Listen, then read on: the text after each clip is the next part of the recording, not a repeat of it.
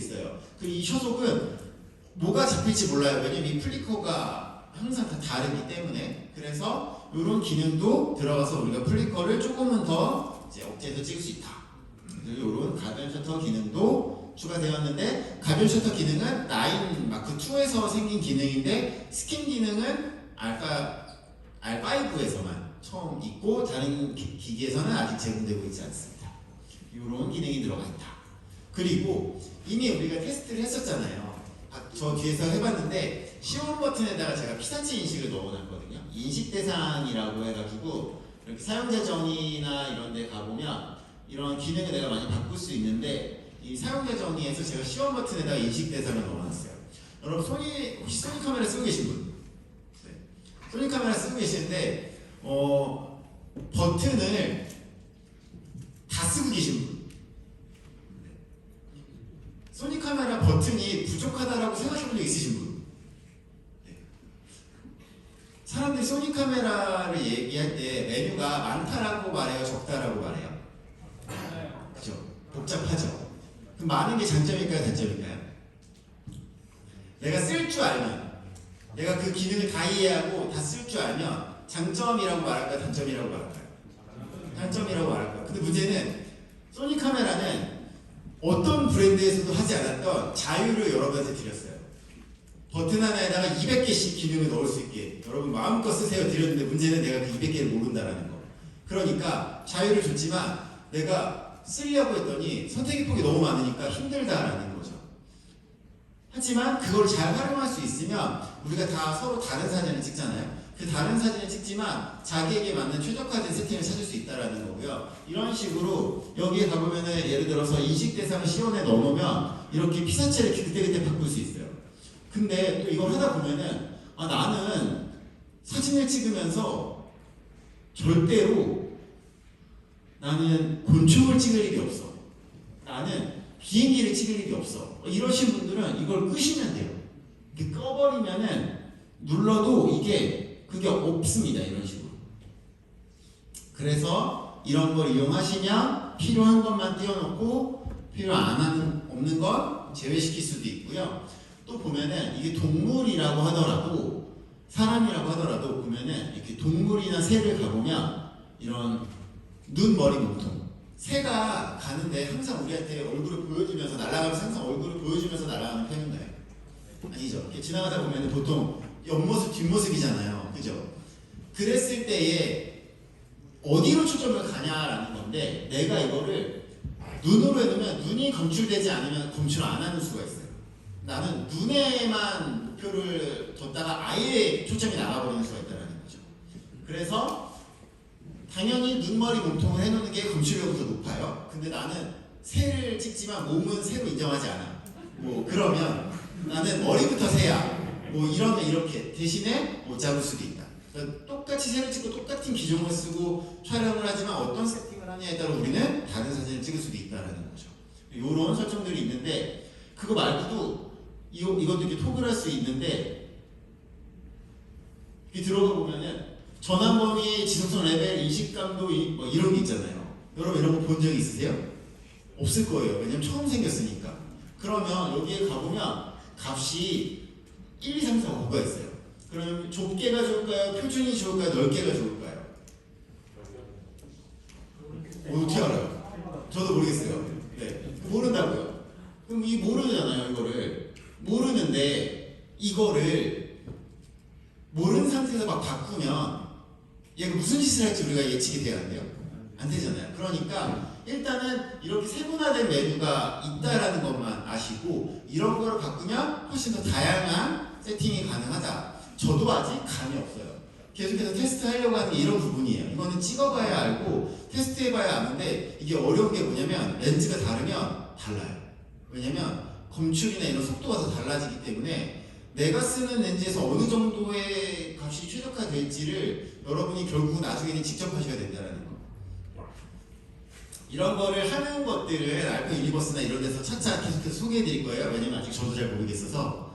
이런 새로운 기능들이 많이 들어가 있는 카메라가 알파7R 마크 5이다. 그럼 이런 게 복잡하다라고 안 써버리기에는 AI, AF가 우리에게 너무 편할 만한 기능이라는 거죠. 누군가는 말해요. 이게 있어봤자 결국 사진은 사람이 찍는 건데 내가 수동으로 맞추면 되지. 그렇게 맞출 수 있는 사진이 있는데 이런 걸 이용해서 찍으면 더 많은 사진을 우리가 성공할 수 있는 거잖아요. 그래서 이런 기능들이 들어가 있다. 자, 알파7 R 시리즈를 쓰시는 분들은 동적인 걸 찍는 분들이 많을까요? 정적인 걸 찍는 분들이 많았을까요? 지금까지 4세대 때까지 누가 봐도 정적인 거였어요. 정적인 거를 찍는데 장노출이나 이런 거 30초 이상의 촬영을 하시는 분들이 많았을까요? 적었을까요? 많았을 거예요. 그럼 30초 이상에 찍으려고 우리가 뭐를 사용해야 됐죠? 삼각대 당연히 있어야 되고 삼각대 말고 리모콘. 근데 리모콘을 가지고 장노출을 하게 되면 리모콘이 달랑달랑 거리거든요. 그 리모콘 때문에 흔들리기도 해요. 그리고 가끔 리모콘을 안 가져가죠. 삼각대랑 MD 막 다 들고 갔는데 릴리즈를 안 들고 가면 못 찍는 거잖아요. 이거는 뭐가 있냐면 이렇게 벌브인데 900초까지 그냥 카메라에서 할 수 있습니다. 900초 이상의 촬영을 하시는 분들은 당연히 릴리즈를 써야겠지만 웬만하면 900초 정도면 웬만한 장노출을 찍으니까 이런 기능이 생겼는데 문제는 벌브가 어디 있는지 모르세요. 벌브는 M모드에서 이렇게 30초까지 가시면 30초가 있고 한 번 더 돌리면 벌브.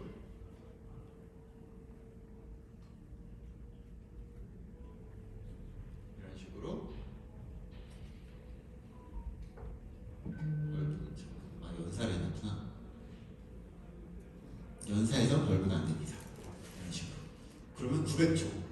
그래서 이렇게 설정을 여기서 할 수 있다. 어떤 분들은 여기서 왜 갑자기 900초야? 이렇게 하실 수 있는데 900초는 벌브에 맞춰서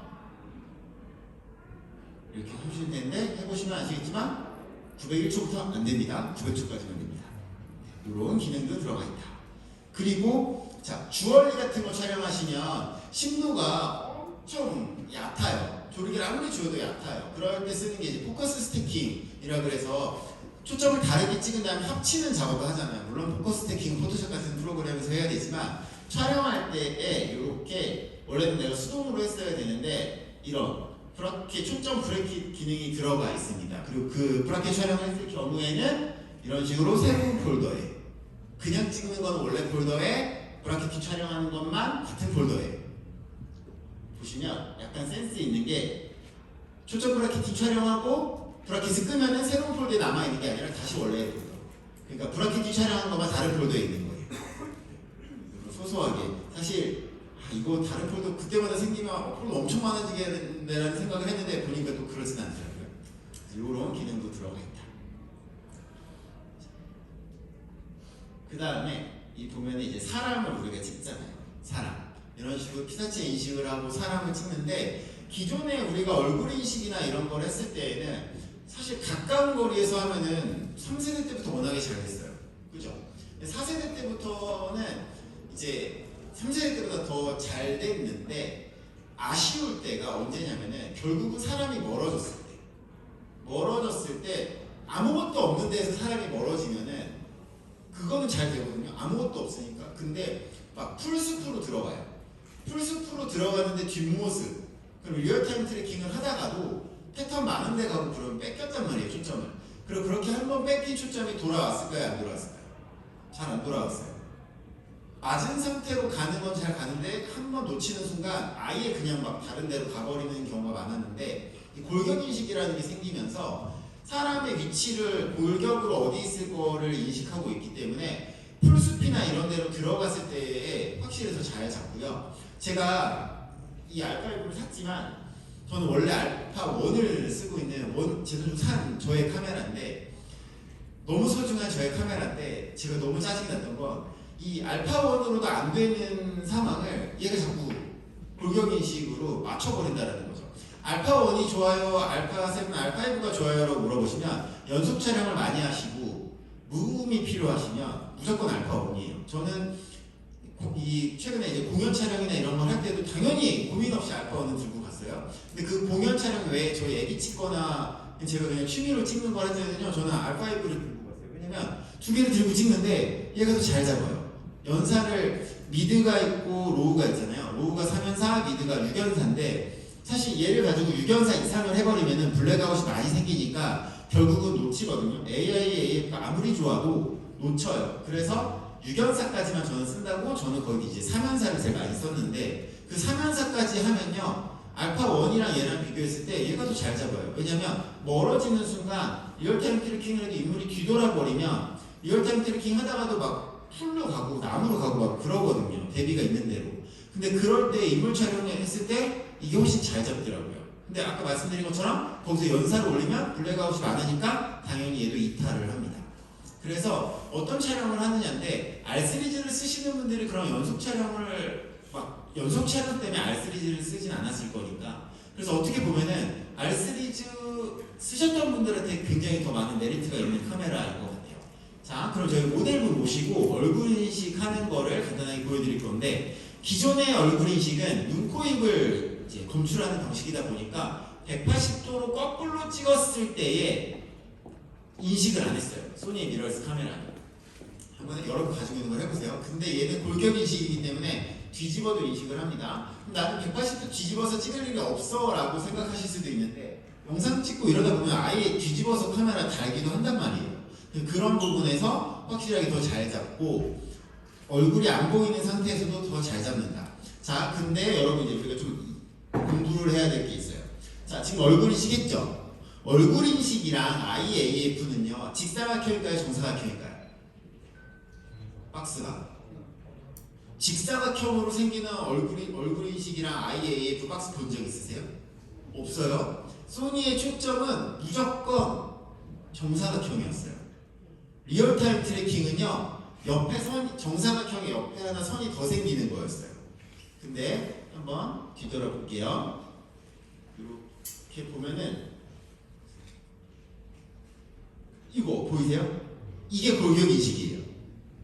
이게 왜 얼굴 인식이 등에 갔어요? 이게 아니라 이게 사람이야 라는 뜻이에요. 그래서 이거 보고 말씀 안 드리면은 아 이거 등을 얼굴로 잡나? 이렇게 이야기하시는 분도 있을 것 같은데 요게 골격 인식인 거고 자 저를 볼게요. 이러면 이게 IAF인 거죠.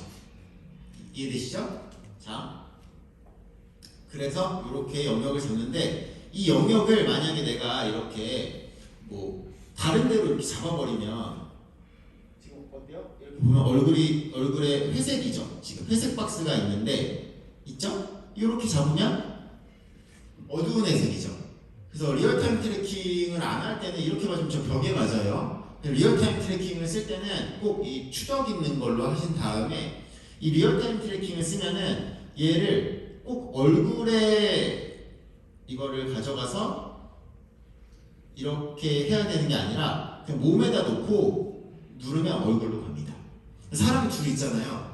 그 한 사람에게 그냥 몸 어딘가에 가져가고 리얼타임 트래킹을 누르면 그게 그냥 눈으로 이렇게 올라가요. 그리고 그 상태에서 뒤돌아볼게요. 이렇게 이제 잡다가 이게 리얼타임 트래킹이다가 이게 얼굴의 위치를 보다가 리얼타임 트래킹 잡는 거예요. 이게 리얼타임 트래킹 잡고 거울에 제가 잡고 있어가지고 광각으로 바꿔볼게요. 자, 이런 골격 인식. 다시 저를 볼게요. 네, 이런 식으로 앞으로 오세요. 돌아볼게요. 다시 뒤돌아볼게요. 뒤로 갈게요. 돌면서 앞으로 와볼게요. 이런 식으로 리얼타임 트래킹이었다가 얼굴 인식이었다가 이런 식으로 이렇게 바뀌는 거 보실 수 있어요. 자, 요거를 일단 꼭 테스트 하실 때 어떤 분들은 얼굴 인식 켜놓고 이거 골격 인식 다 켜놓고 초점 영역을 이상한 거 하세요. 막 이런데 막 구석에 가다 놓고 안 된다고 이렇게 하시면 안 됩니다. 만약 이런 걸 확실하게 하시려고 하면은 차라리 그냥 와이드를 해놓으세요. 어차피 모델분 한 분이잖아요. 이런 식으로 이렇게 보시면 어차피 이렇게 다 가요. 자 그리고 사람이 두 명일 때 하나 선택하고 싶을 때 그동안에 리얼타임 트래킹을 계속 열심히 바꿔야 됐거든요. 근데 이제는 셀렉을 할 수 있는 기능이 있어요.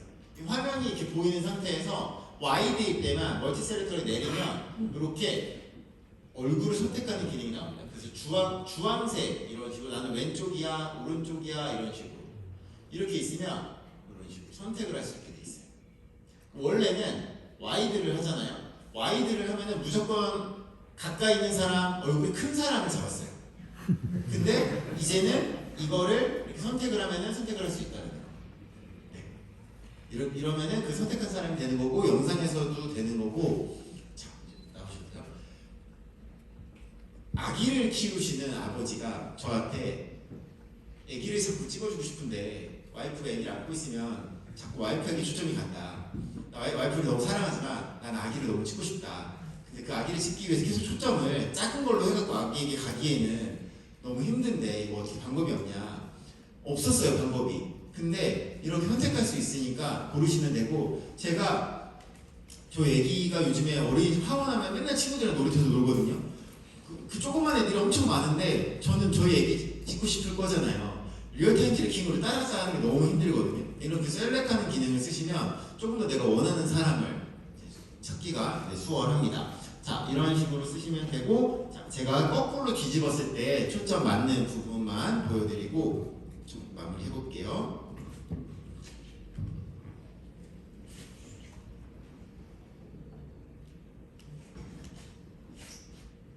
이렇게 보시면 잡잖아요.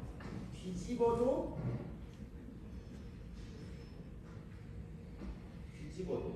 어때요? 제 손이 이런 식으로 뒤집어도.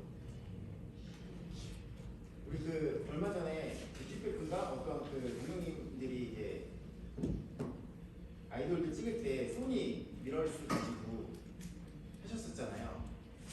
그분들이 1630 가지고 찍거든요. 이제 R5로 찍으시면은 이제 회전하는 것도 찍으실 수 있지 않을까. 기존에는 도는 순간 얼굴이 인식하지 못했기 때문에 못 잡을 수 있는 것도 이제는 좀 더 잘 잡을 수 있게 된 것 같습니다. 이 알파7 마크5라고 하는 카메라 되게 재밌는 카메라예요. 여러분들 이따 체험하시면서 궁금한 거 있으시면은 꼭 물어보셔서 직접 체험해 보실 수 있었으면 좋겠어요. 저 뒤에 보면 정물존을 거의 안 찍으시고 모델만 열심히 찍으시는데, 정물존도 꼭 한번 디테일한 거 찍어 보시고, 또 그 다른 지역은 막 1초 찍는 거 해보시더라고요. 여기서도 궁금하신 분들 손 드시면 도와드릴 테니까 장노출 찍는 것도 한 번씩 연습해 보실 수 있었으면 좋겠습니다. 여기까지 하고 시연을 더 해보도록 하겠습니다.